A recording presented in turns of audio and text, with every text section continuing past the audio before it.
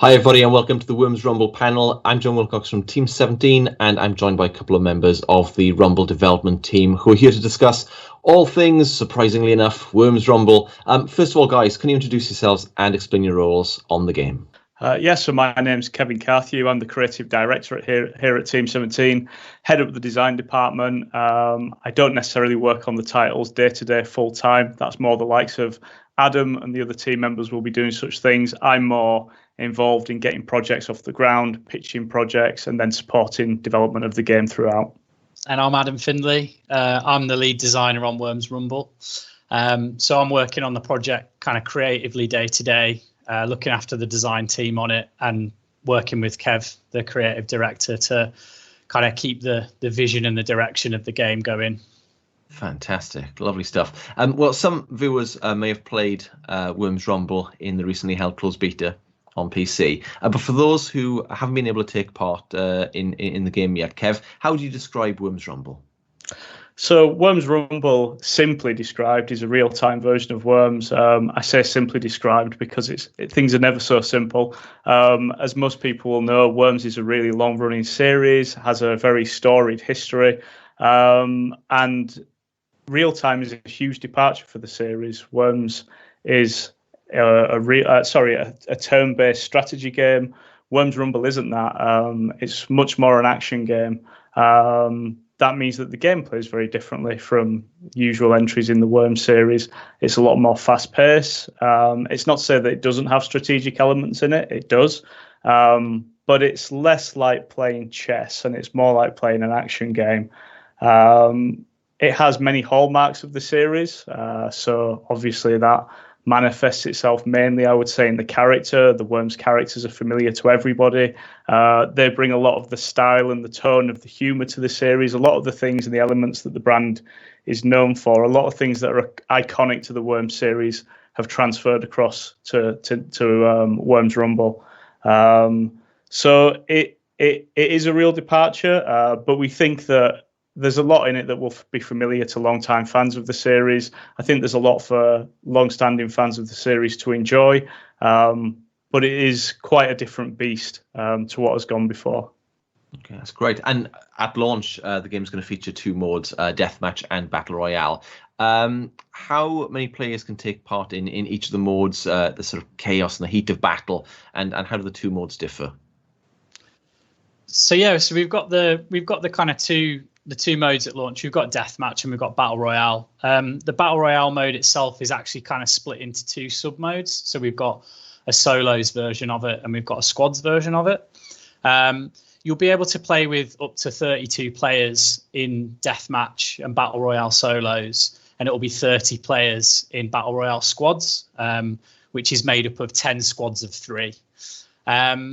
So we really wanted to have a kind of wide range of modes at launch. We wanted players to be able to play on their own or to be able to play with friends. And really, we've got a deathmatch mode in there, which is kind of like a nice introduction to the game. It's good for players kind of getting up to speed with, the game's mechanics and how the game plays. It's a lot more forgiving than Battle Royale. When you die, you respawn again. So you're able to actually play a full session without just getting defeated immediately. And we really see that as the kind of stepping stone mode before people move into the Battle Royale games, trying their hand at solos and then squads. And it was really important for us to have a mode that supported team play in there at launch, to allow people to invite their friends and party up, and kind of, use communication and strategy to try and be the last squad standing, really. That's really great. I mean, I guess also Deathmatch and Battle Royale, in some regards, Deathmatch is perhaps the oldest online multiplayer or LAN multiplayer mode when it comes to action games, and Battle Royale is probably one of the youngest. Is that an indication of the game's widespread appeal? We'll be able to get younger gamers, new gamers in straight through to the more mature veterans like Kev. It's nice to say so, John.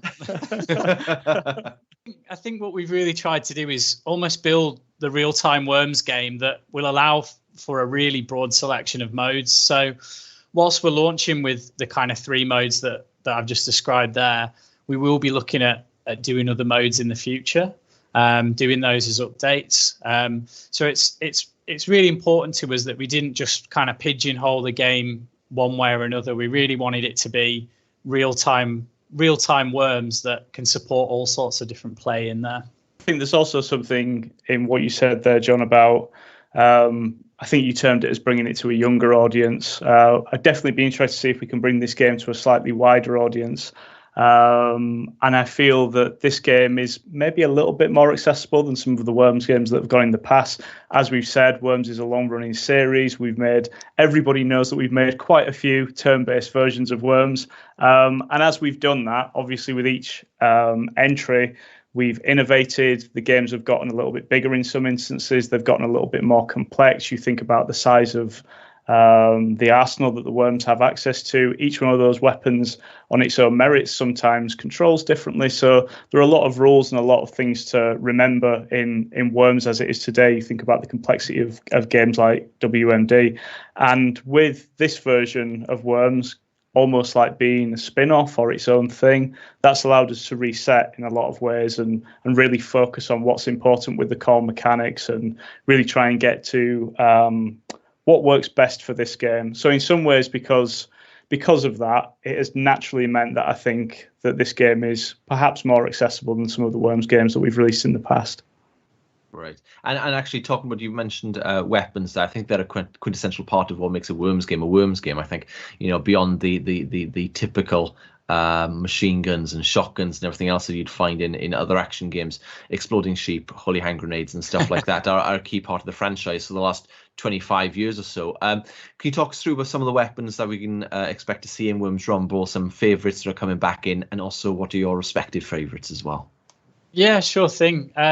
So I think the process of designing the weapons for this game has been a really important thing to kind of consider how the weapons would work with this more action-based approach to the game, with it being real time, and it's a very fast-paced game.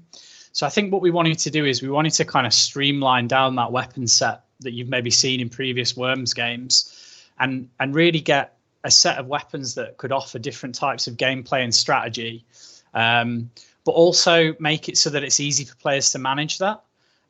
Previously, you'd bring up a big weapons panel like full of weapons.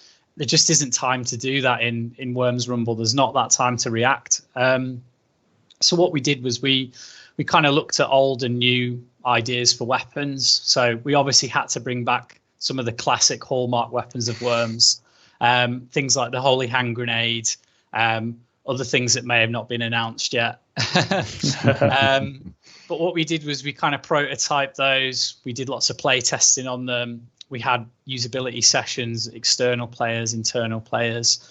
And we really kind of tried a lot of things out until we kind of boiled it down to this streamlined weapon set that we think kind of covers all kind of types of engagements, all instances, all types of fights within the levels that we've built.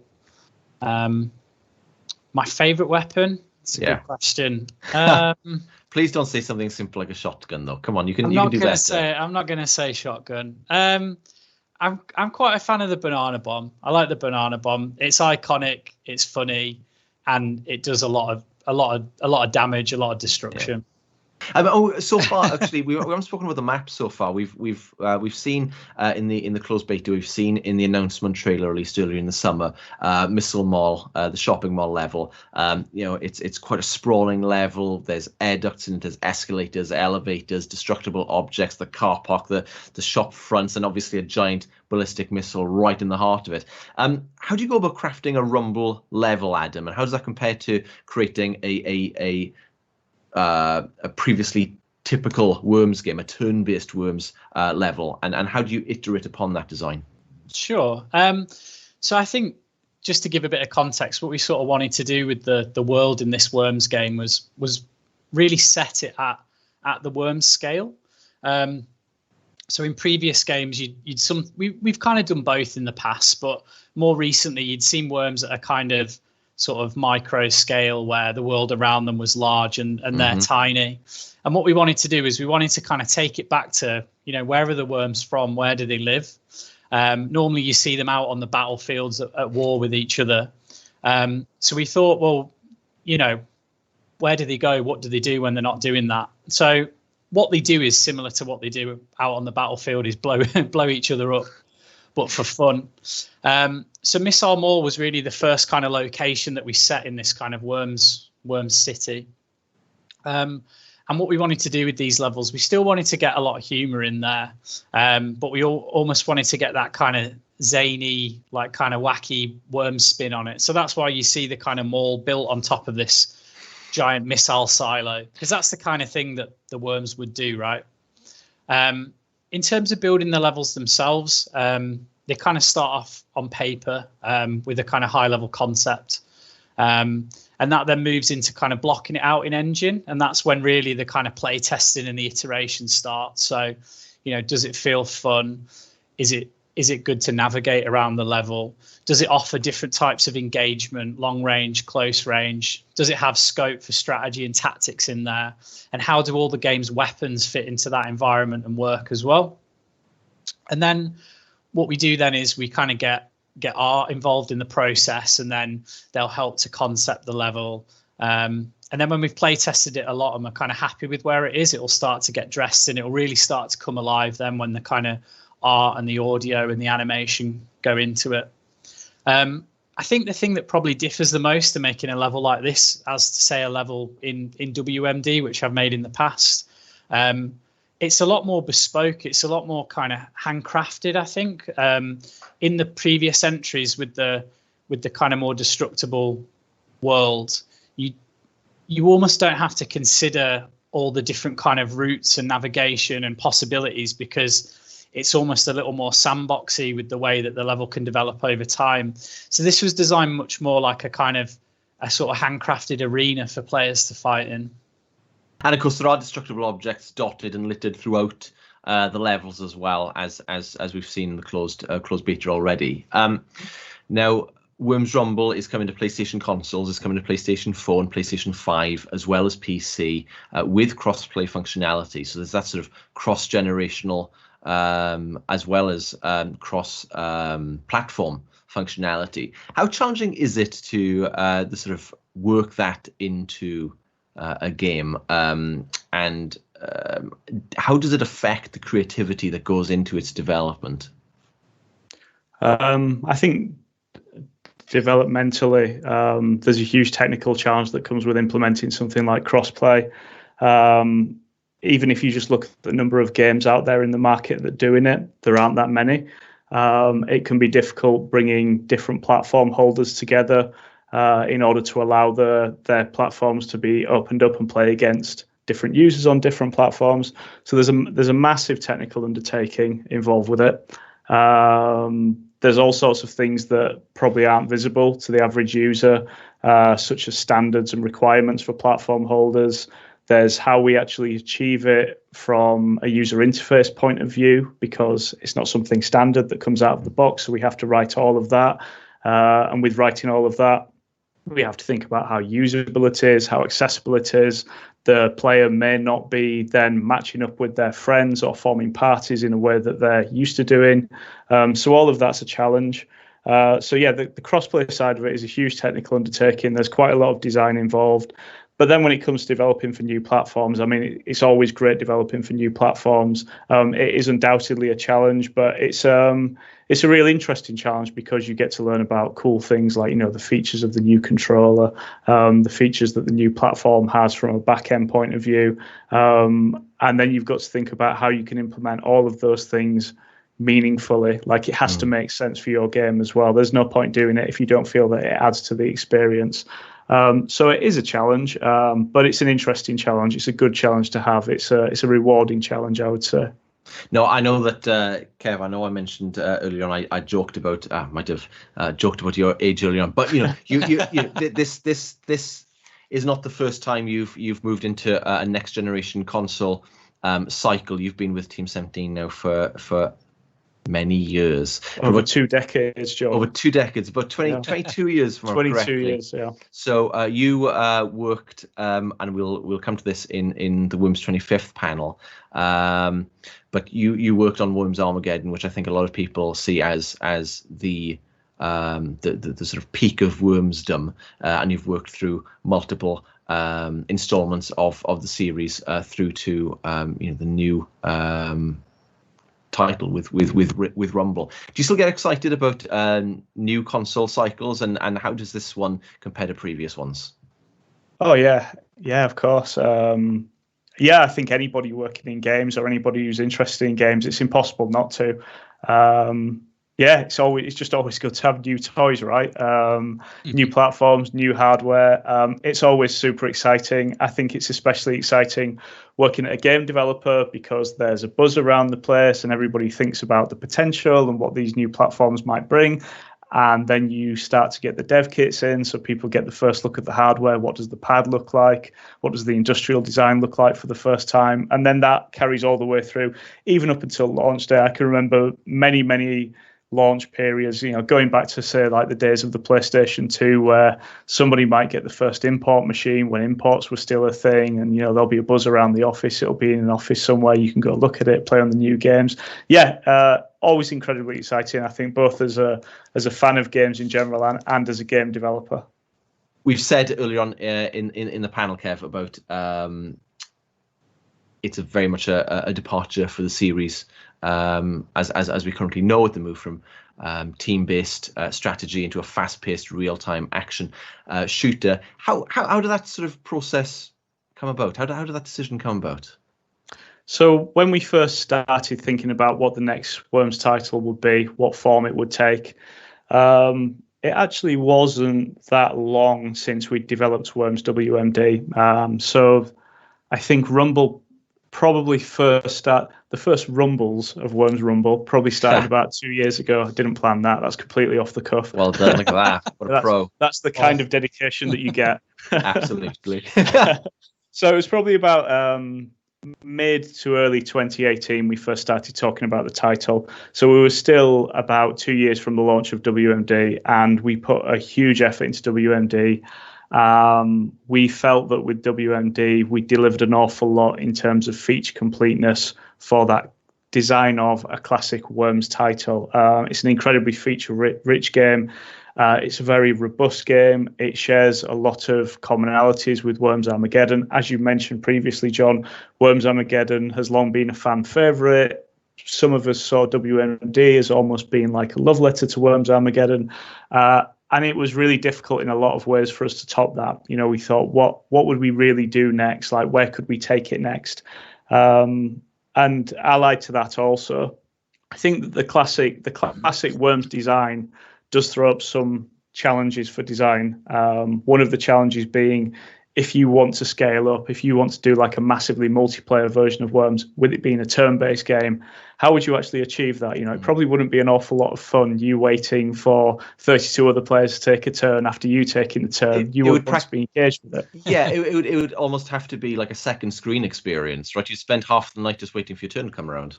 Exactly, yeah. So with Rumble, we thought there were a lot of benefits to it. Some of the benefits being around accessibility, some of them being around it being much quicker and much more immediate to get into a game and just get playing. So there are a lot of pluses for this sort of like general direction of design. What wasn't a plus was that we had the entire history of Worms to call on, and if we were making another classic game, we probably have a pretty good idea how we would go about it and what we would start doing. Not the case with Rumble. There are similarities, but essentially you can treat it as a separate game, a separate entry in the series. And we'd never made that before, and it was daunting and challenging, and we didn't know what it looked like. And so we set a small team working on it.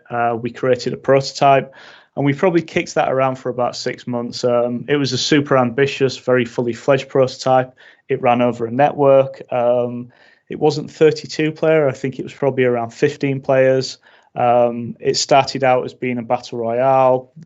Then we tried the deathmatch mode.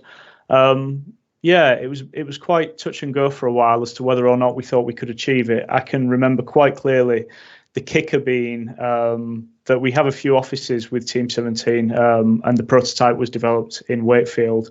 And we took it down to Nottingham, and we got it in front of the boss. We got it in front of Debbie, and we were saying, this is what we think it'd look like. This is a plan. We realise it's quite a departure, but we have made a working prototype. And we got all of the guys in the Nottingham office to play it, and it was completely unscripted. We just jumped into it. It was quite brave of us. It could have completely shot us in the foot. But I think it was really, Debbie got to see people playing it in the office, really engaging with it, really enjoying with it. A completely unrehearsed, unplanned presentation. But it went really well, and that showed us that there was a lot of potential in this. Still an awful lot of work to do. But the prototype really set us up and gave us confidence that this could be an exciting new direction for the series. Brilliant. And Adam, it's one of the first, if not the first, games as a service title to come from Team 17. I know we're not talking about post-launch roadmaps and all that sort of stuff today, but that presents itself some really exciting opportunities, doesn't it, to support a game for months and years ahead. And what's that sort of been like? It does, yeah. So, like you said, this is the kind of first time we've ever tried to do this on a game. And, with it being Worms, it's even more of an exciting challenge, I think.